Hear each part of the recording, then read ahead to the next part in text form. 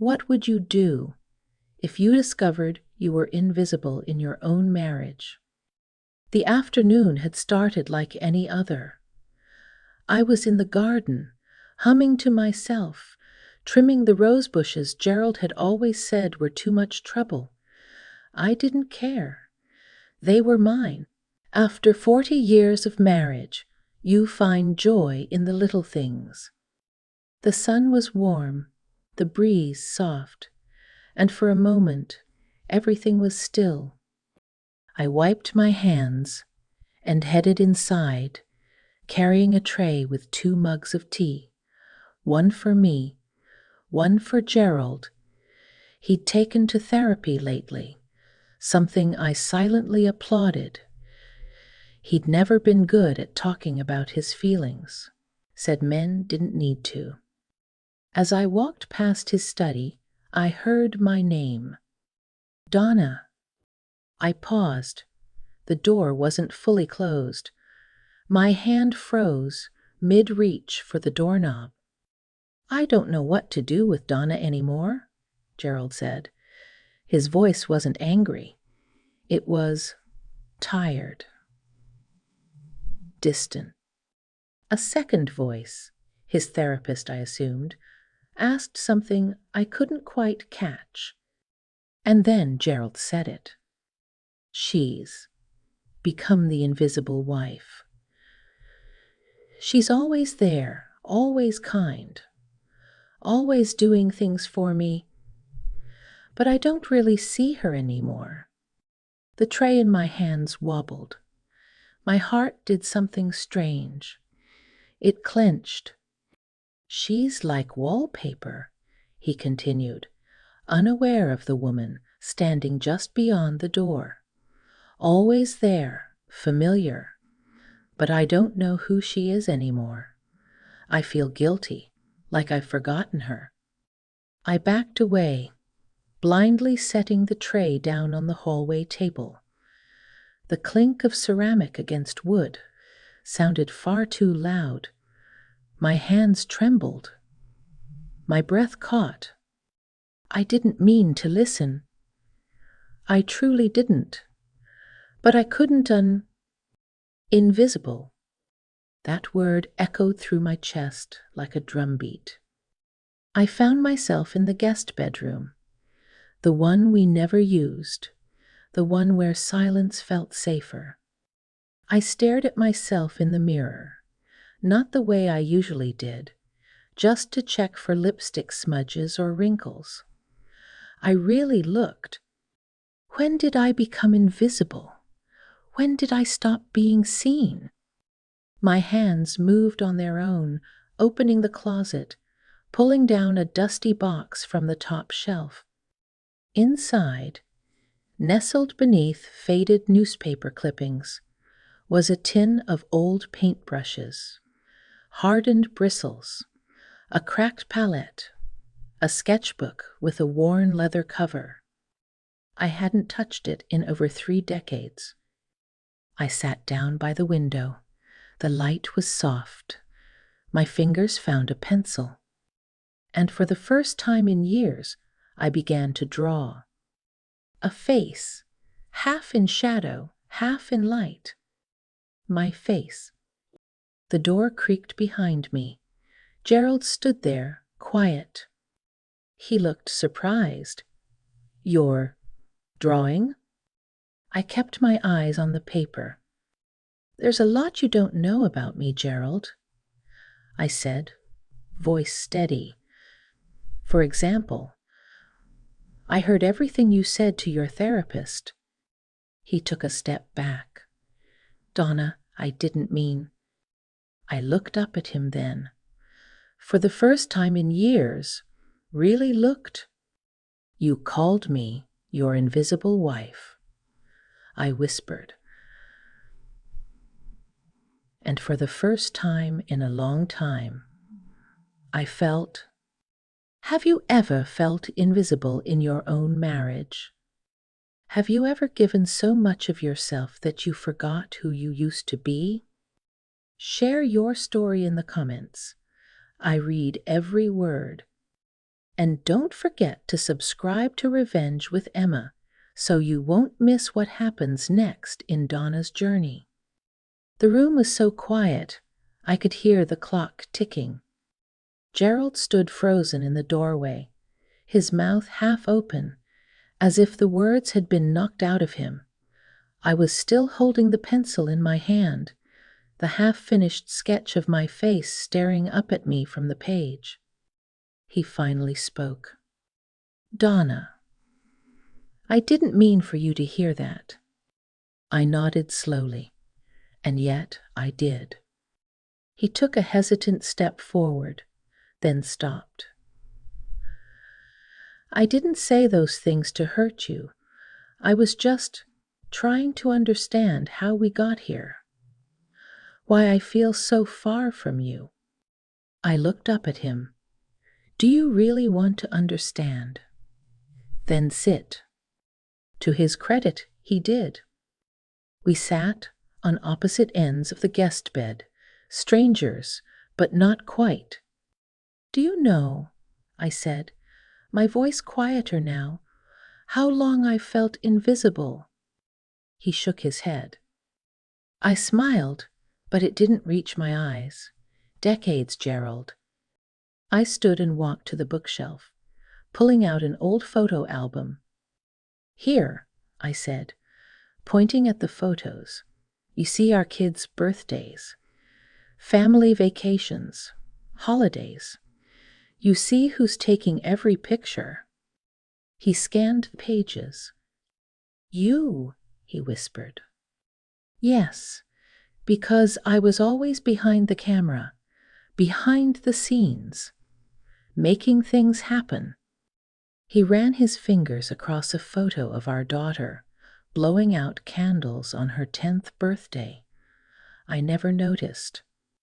I closed the album gently. "Do you remember when I got accepted into that art program at the community college?" I asked. Gerald looked confused. "You told me it was a lovely idea, but it'd be better to wait until the kids were older. So I waited, and then when they got older, I thought maybe I wasn't good enough, or maybe I was too old."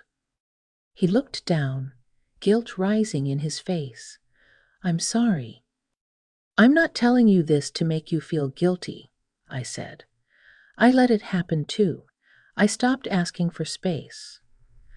I stopped speaking up. I stopped seeing myself as someone who mattered outside of this house." He looked up. "So what do we do now?" I didn't have a neat answer. Not yet. But I knew the first step. We both sat there, silent for a moment, breathing in the truth. And then the phone rang. I picked it up and heard a familiar voice. "Donna." "It's Martha.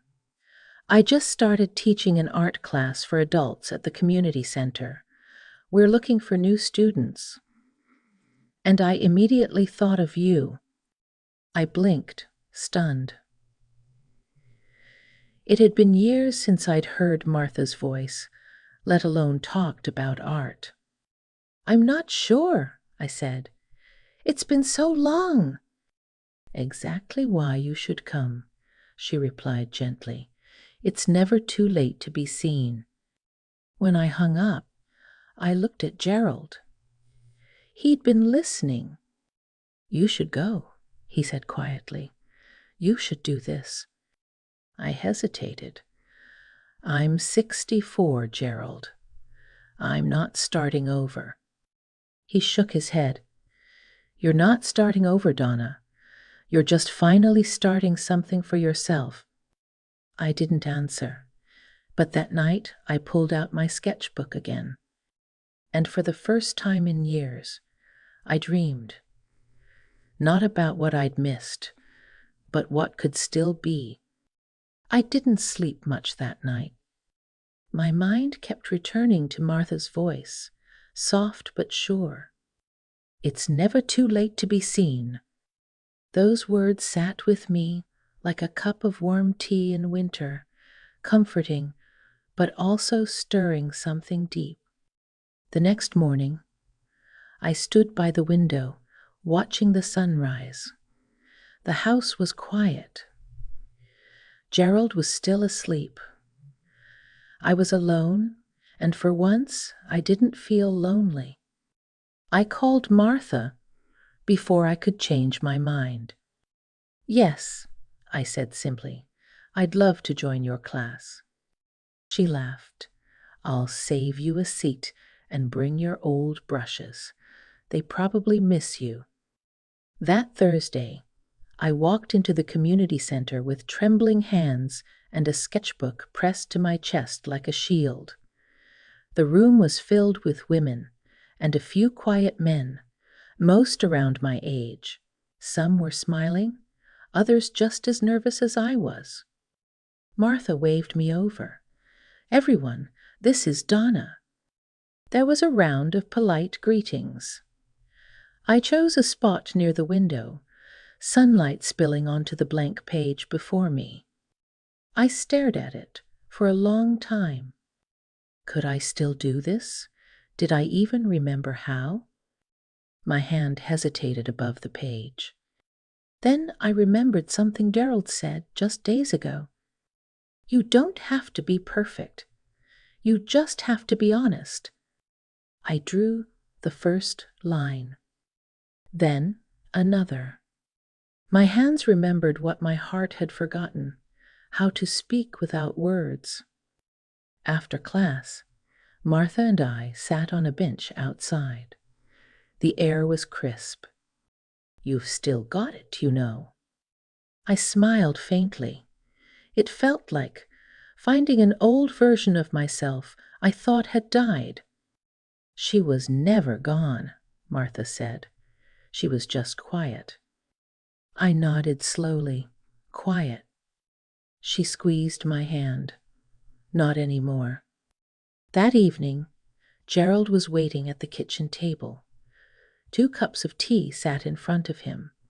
Mine had a splash of honey, just the way I liked it. "So," he asked, "how was it?" I sat across from him. It was emotional and awkward, but good. He looked relieved. Then, almost shyly, he asked, would it be okay if I asked more about it? I realized I don't know much about that part of you. I blinked. "You really want to know?" He nodded. "I want to know everything. The real you, not just the wife who makes my favorite dinners and keeps the house running." I studied his face, the lines around his eyes, the weariness, the hope. "All right," I said softly. "But if you want to know the real me, you'll have to share too." He chuckled. "Deal." We sat there for hours. No distractions, no TV, just 2 people who had lived side by side for 4 decades. Finally, turning toward each other, I told him I used to dream of having a small art gallery. He told me he used to dream of quitting law and running a bookstore. We laughed, we cried, we listened. That night, for the first time in years, we didn't feel like strangers under the same roof. We felt like people, becoming visible to each other again. I never imagined my fingers could still move like this. Every morning, I found myself at the kitchen table with a cup of coffee, my sketchbook, and a growing stack of ideas. Gerald had started leaving encouraging notes next to my mug. Short, sweet, sometimes silly. "You're glowing lately." "Sketch something beautiful today." Or simply, "I see you." 3 words I hadn't even known I'd longed to hear. At class, Martha gave us a new challenge. We're entering a local art showcase. Theme: unseen. Submissions due in 3 weeks. The word hit me hard. Unseen. Martha Must's read my expression. She placed a gentle hand on my shoulder. Donna, this one's yours. That night, I told Gerald about the showcase. You should do it, he said immediately. That theme. I hesitated. What if it's too raw? What if it's too much? He looked at me, steady. Then it's honest, and that's what makes it powerful. I started sketching with a hunger I hadn't felt in years. The first was a self-portrait, my face partially hidden in shadow, eyes quietly pleading to be seen. Then came others.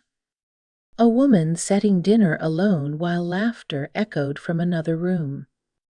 A mother folding laundry, her hands cracked from decades of care. A woman sitting silently at a meeting table, her voice swallowed by louder ones. Each piece told a story of someone who had quietly carried the world and had gone unnoticed. But the last piece was different.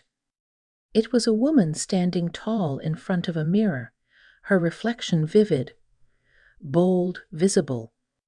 One evening, as I cleaned my brushes, Gerald entered the room carrying something from the attic. An old wooden box.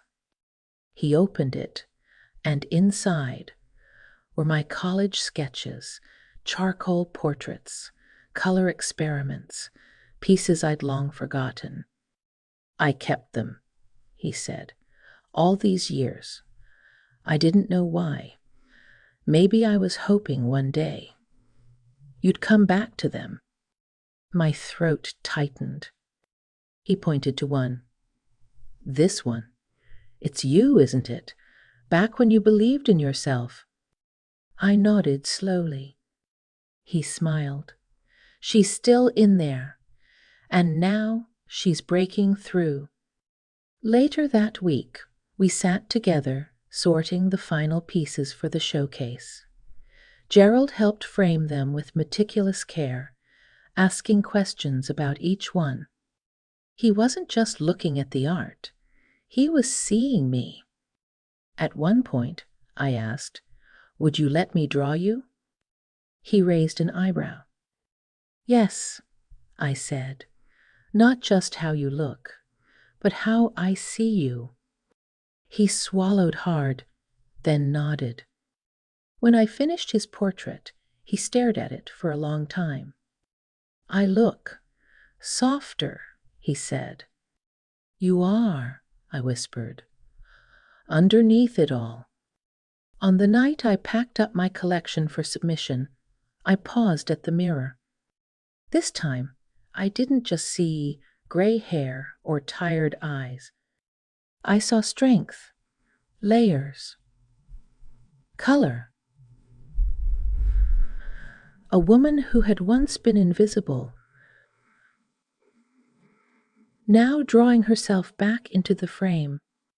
The week before, the art showcase felt like walking a tightrope between fear and exhilaration.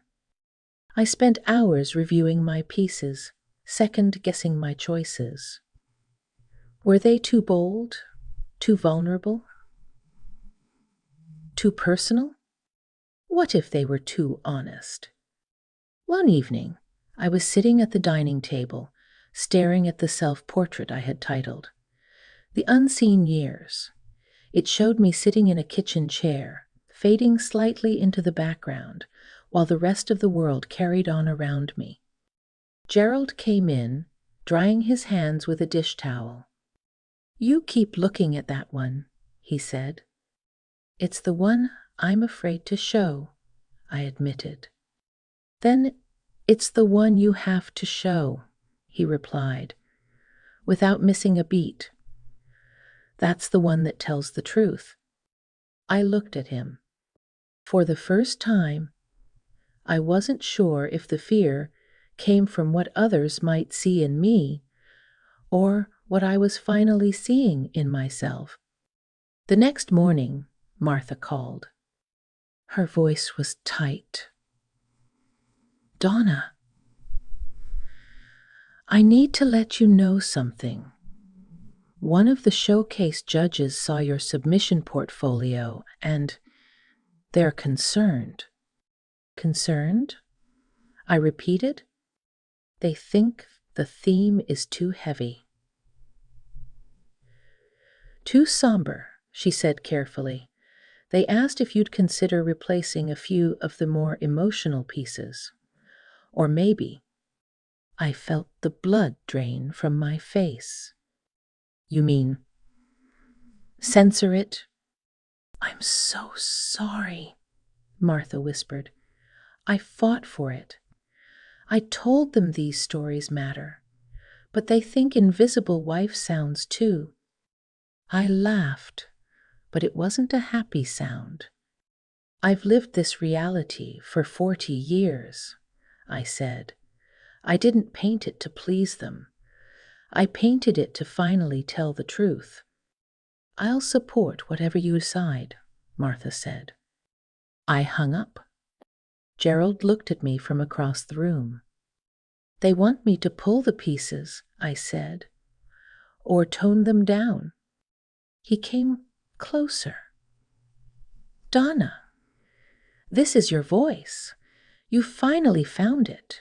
You can't let them silence it now. I looked down at my hands, paint-stained, tired, trembling.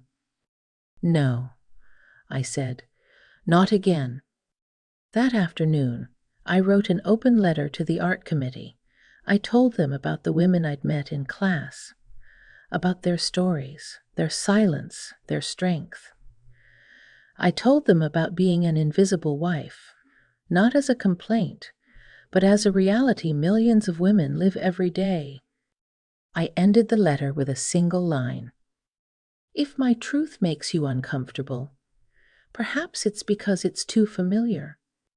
Later that week, something happened I didn't expect.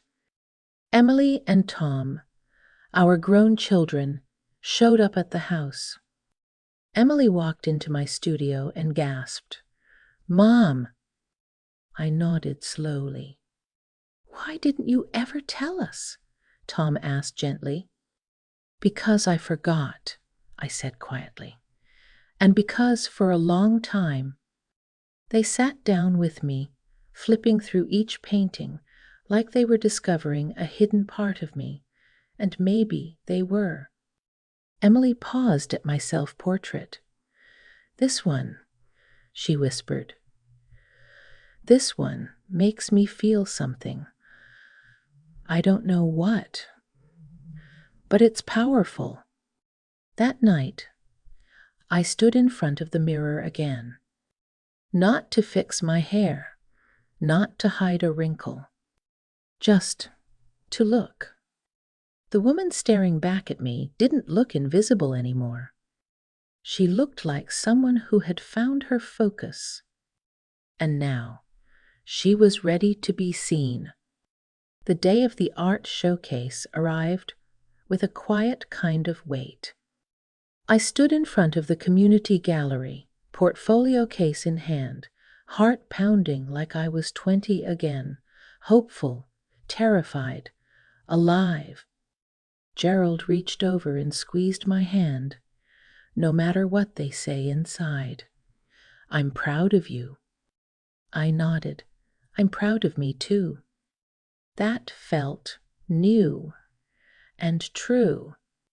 The gallery buzzed with low voices and footsteps echoing off polished floors. I hadn't seen this many people in one room since our daughter's wedding, but unlike that day, this time, I was being seen. My pieces had been placed along the far wall, together, quietly commanding.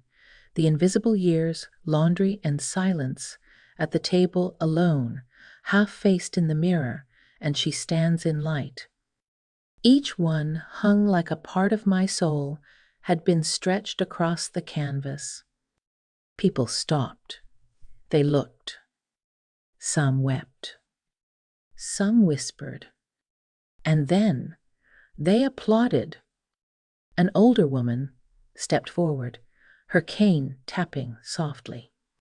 She pointed at the portrait of the woman folding laundry. "That was me," she said, 50 years ago. No one ever painted my story." Behind her, others joined in. "I lived this one. I know this woman. I am her." Martha appeared at my side, tears in her eyes. "You did it, Donna. You didn't just submit art. You gave voice to a generation." I smiled. It was never just about me. The chairwoman of the committee approached, lips tight but eyes thoughtful. "Your submission stirred quite a reaction," she said. I braced myself. She continued, "We've added a panel discussion to next month's series. Would you consider being our featured speaker?" I blinked. "You want me to speak?"